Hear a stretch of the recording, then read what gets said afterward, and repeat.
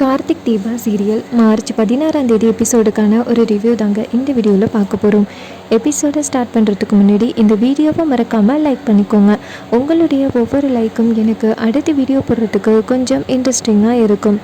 என்ன நடக்குதுன்னு பார்த்துக்கிட்டிங்கன்னா, நம்ம தீபா தர்மலிங்க வீட்டில் இருக்காங்க. அப்போ நம்ம கார்த்தி நேராக தீபாவுக்கு கால் பண்ணுறாங்க. அப்போ நம்ம தீபா கேட்குறாங்க, என்னாச்சு சார், என்ன கால் பண்ணியிருக்கீங்களே, அப்பாவுக்கு இப்போ எந்த பிரச்சனையும் இல்லை சார் அப்படின்னு. அப்போ நம்ம கார்த்தி சொல்கிறாரு, இருக்கட்டும் தீபா, நான் தர்மலிங்க ஐயா எப்படி இருக்காருன்னு தான் கேட்குறதுக்கு கால் பண்ணேன் அப்படின்னு. அப்போ நம்ம தீபா சொல்கிறாங்க, இப்போ பரவாயில்ல சார், நீங்கள் மட்டும் ஹெல்ப் பண்ணலைன்னா இன்னொரும் என் அப்பாவோட நிலமை எப்படி ஆயிருக்கும்னு நினச்சி பார்த்தா ரொம்ப கஷ்டமாக இருக்குது சார் அப்படின்னு. அதுக்கு கார்த்தி சொல்கிறாரு, எதுவும் ஆகாது தீபா, நீங்கள் எந்த கவலையும் படாதீங்க, நான் இருக்கேன்ன அப்படின்னு. தீபாவும் சரிங்க சார் அப்படின்னு சொல்கிறாங்க. அதுக்கப்புறமா நம்ம அபிராமியை காமிக்கிறாங்க. அபிராமி நேராக கார்த்திகிட்ட பேசுகிறாங்க. கார்த்தி கேட்குறாரு, சொல்லுங்கம்மா என்னாச்சு அப்படின்னு. அப்போ நம்ம அபிராமி சொல்கிறாங்க, உன்கிட்ட கூட தீபா உண்மையை மறைச்சிட்டால அப்படின்னு. அப்போ நம்ம கார்த்தி கேட்குறாரு, என்னம்மாச்சு, ஏதாவது பிரச்சனையா அப்படின்னு. அதுக்கு நம்ம அபிராமி சொல்கிறாங்க, பிரச்சனையெல்லாம் எதுவும் இல்லை கார்த்தி, எனக்கு தீபா கிட்ட கொஞ்சம் பேசணும் போல் இருக்குது, நீ தீபா வீட்டில் கொண்டு போய் விடுறியா அப்படின்னு. அப்போ கார்த்தி சொல்கிறாரு, ஏம்மா என்னாச்சு அப்படின்னு. அப்போ அபிராமி அழுதுகிட்டே சொல்கிறாங்க, கார்த்தி அப்படின்னு சொல்லி அழுதுகிட்டே, நான் தீபாவை தப்பாக நினச்சிட்டேன் அப்படின்னு சொல்கிறாரு. இது கேட்டுட்டு நம்ம கார்த்தி ஷாக் ஆகி, என்னம்மாச்சு, ஏன் இப்படி வருத்தப்படுறீங்க, நீங்கள் வருத்தப்படுற அளவுக்கு என்ன தான் நடந்துச்சு அப்படின்னு. அதுக்கு அபிராமி சொல்கிறாங்க, தீபா இந்த வீட்டுக்கு திட்டம் போட்டு வந்துட்டா, தீபா கருப்பாக இருக்கா, தீபா அழகா இல்லை அப்படின்னு சொல்லி அவளை நான் என்னென்னமோ சொல்லி அவமானப்படுத்தியிருக்கேன். ஆனால் கடவுளாக தான் தீபாவை இந்த வீட்டுக்கு மருமகளாக அனுப்பியிருக்காங்க, அதை புரிஞ்சிக்காம நான் இருந்திருக்கேன், தீபா ரொம்ப பாவம் அப்படின்னு சொல்கிறாங்க. அப்போ நம்ம கார்த்தி சொல்கிறாரு, அம்மா அவ்வளோதானம்மா, தீபா வீட்டுக்கு வந்ததோட இதை பற்றி அவங்கக்கிட்ட நீங்கள் பேசுங்கம்மா, கண்டிப்பாக தீபா தப்பாக நினைக்க மாட்டாங்க அப்படின்னு. உடனே அபிராமியும், சரிப்பா கார்த்தி, எனக்கு தீபாட்ட பேசினாதான் கொஞ்சம் மனசு ஆறுன மாதிரி இருக்கும் அப்படின்னு. அதுக்கப்புறமா நம்ம கார்த்தி சொல்கிறாரு, நான் இன்னைக்கு ஈவினிங் போல் தீபாவை கூட்டிகிட்டு வரேம்மா, நீங்கள் எதுக்கும் ஃபீல் பண்ணாதீங்க அப்படின்னு. அபிராமியும் சரிப்பா அப்படின்னு சொல்கிறாங்க. அதுக்கப்புறமா கார்த்தி நேராக தர்மலிங்க வீட்டுக்கு போயிட்டு தர்மலிங்க ஐயாவை நல விசாரிச்சுட்டு நேராக தீபாவை கூட்டிக்கிட்டு வீட்டுக்கு வராங்க. அப்போ நம்ம கார்த்தி சொல்கிறாரு, தீபா உங்ககிட்ட ஒரு முக்கியமான விஷயம் பேச வேண்டியிருக்கு அப்படின்னு. அப்போ நம்ம தீபா கேட்குறாங்க, என்ன விஷயம் சார், ஏதாவது பிரச்சனையா அப்படின்னு. அப்போ நம்ம கார்த்தி சொல்கிறாரு, பிரச்சனையெல்லாம் எதுவும் இல்லை தீபா, முன்னாடி நடந்த விஷயம் ஒன்று, அது உண்மையாக பொய்யான்னு நான் கேட்கணும் அப்படின்னு. அதுக்கு நம்ம தீபா சொல்கிறாங்க, அப்படி என்ன சார் சொல்லுங்கள் சார், இப்போவே நீங்கள் கேட்கலைன்னா எனக்கு தலையே வெடிச்சிரும் அப்படின்னு. அதுக்கு கார்த்தி சொல்கிறாரு, நீங்கள் இத்தனை நாள் என்கிட்ட சொல்லாமல் இருந்தீங்கல்ல, அதுக்கு நீங்கள் அமைதியாக தான் இருக்கணும், தலை வெடித்தாலே எனக்கு பிரச்சனை கிடையாது அப்படின்னு சொல்ல நம்ம தீபா சிரிக்கிறாங்க, என்ன சார் இது அப்படின்னு. அப்போ கார்த்தி சொல்கிறாரு, நீங்கள் பொறுமையாக தான் இருக்கணும், நான் நாளைக்கு தான் என்னென்னு சொல்லுவேன் அப்படின்னு. அப்போ நம்ம தீபா ரொம்ப சஸ்பென்ஸாகவே இருக்காங்க. அதுக்கப்புறமா கார்த்தி நேராக வீட்டுக்கு கொண்டு போய் தீபாவை விடுறாரு. அப்போ அங்கே வெளியில் ஒரு முருகன் சிலை இருந்துச்சுல்ல, அந்த முருகன் சிலை கிட்ட அபிராமி நிற்கிறாங்க. அப்போ நம்ம தீபா எப்போவும் நேராக முருகன் சிலைக்கிட்ட போயிட்டு கையெடுத்து கும்பிட்டு சாமி கும்பிடுவாங்க. அப்போ நம்ம தீபா போயிட்டு நேராக அந்த முருகன் கிட்ட நின்று கையெடுத்து கும்பிட்றாங்க. அப்போ அபிராமி சொல்கிறாங்க, நீயா அனுப்புன ஒரு பொண்ணு, அந்த பொண்ணை நான் ஏற்றுக்காமல் இருந்துட்டேன், உன்னுடைய மகளையே அனுப்பியிருக்க, நான் தான் புரிஞ்சிக்காமல் இருந்துட்டேன் அப்படின்னு சொல்ல நம்ம தீபா குழப்பமாக அபிராமியை பார்க்குறாங்க. அப்போ அபிராமி டக்குன்னு தீபாவோட காலில் விழ போகிறாங்க. அப்போ நம்ம தீபா அதிர்ச்சியாகி, அத்தை என்னத்தை பண்ணுறீங்க அப்படின்னு கேட்க, அப்போ கார்த்தியா இங்கேருந்து ஓடி வராரு. அப்போ நம்ம அபிராமி சொல்கிறாங்க, தீபா இத்தனை நாளும் நான் உன்னை தப்பாக நினச்சிட்டு இருந்திருக்கேன், நீ தான் இந்த வீட்டுக்கு ஏற்ற மருமக, நீ அழகா இல்லை கருப்பாக இருக்க அப்படின்னு சொல்லி பல தடவை உன்னை அவமானப்படுத்தினேன், ஆனால் எல்லாத்தையுமே நீ சாதாரணமாக எடுத்துக்கிட்டு நீ எனக்கு நிறைய உதவி பண்ணியிருக்க, என் கண்ணு கூட ஒரு தடவை போக பார்த்துச்சு, நீ தான் காப்பாற்றிருக்க அப்படின்னு. அப்போ நம்ம தீபா சொல்கிறாங்க, அத்தை அதெல்லாம் விடுங்கத்தை, நீங்கள் என்னை மன்னிச்சிட்டாலே போதும் அப்படின்னு. அதுக்கு அபிராமி சொல்கிறாங்க, நான் உன்னைய மன்னிக்கிறதா, நான் தான் தப்பு பண்ணியிருக்கேன், நீ தான் என்னை மன்னிக்கணும் தீபா அப்படின்னு தீபாவோட கையை பிடிக்கிறாங்க. அப்போ நம்ம தீபா சொல்கிறாங்க, இந்த மாதிரியெல்லாம் சொல்லாதீங்க, உங்களுக்கு ஒரு அழகான மருமகளை தான் கொண்டு வரணும்னு ஆசைப்பட்டீங்க, நான் தான் இடையில வந்துட்டேன், ஏன் மேலே தான் தப்புத்தேன் அப்படின்னு.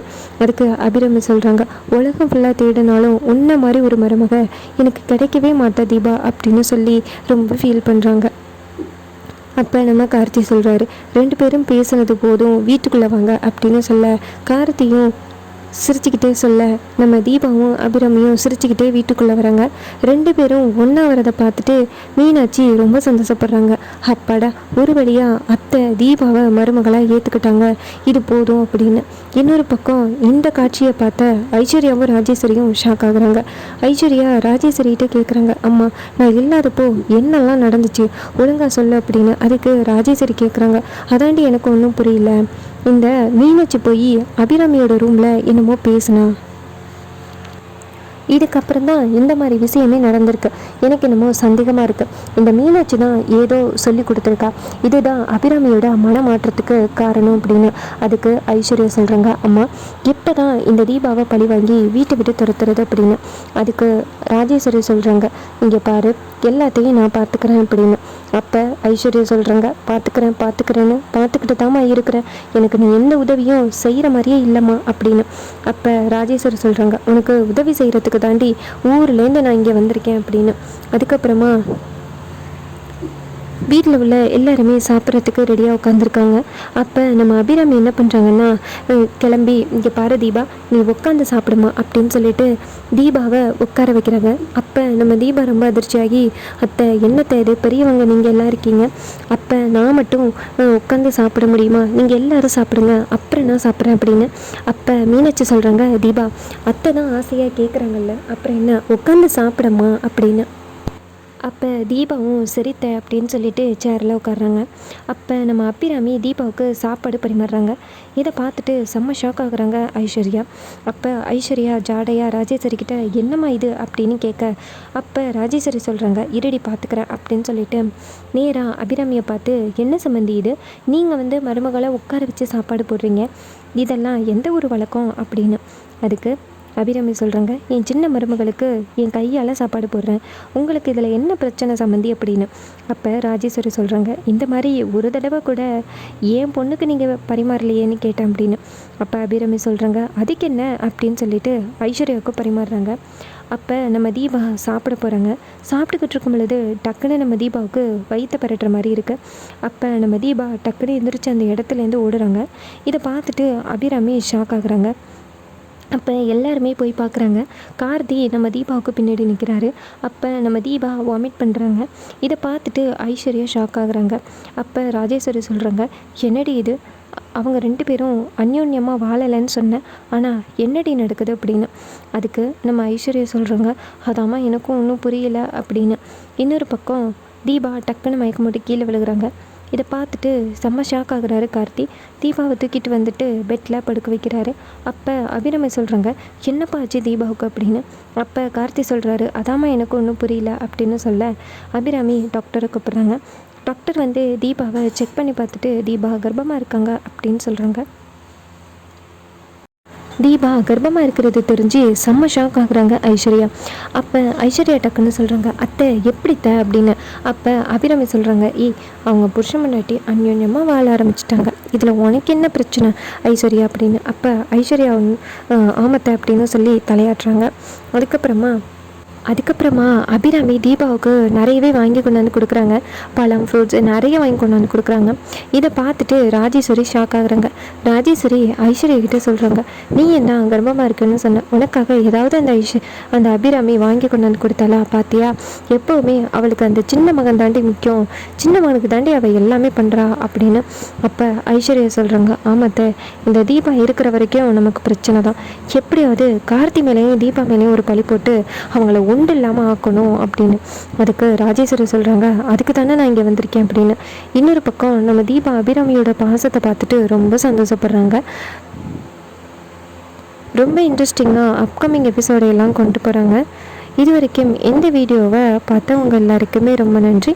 மறக்காமல் இந்த வீடியோவை லைக் பண்ணிக்கோங்க. உங்களுடைய ஒவ்வொரு லைக்கும் எனக்கு அடுத்த வீடியோ போடுறதுக்கு கொஞ்சம் இன்ட்ரெஸ்டிங்காக இருக்கும். தேங்க்யூ ஃபார் வாட்சிங். பை.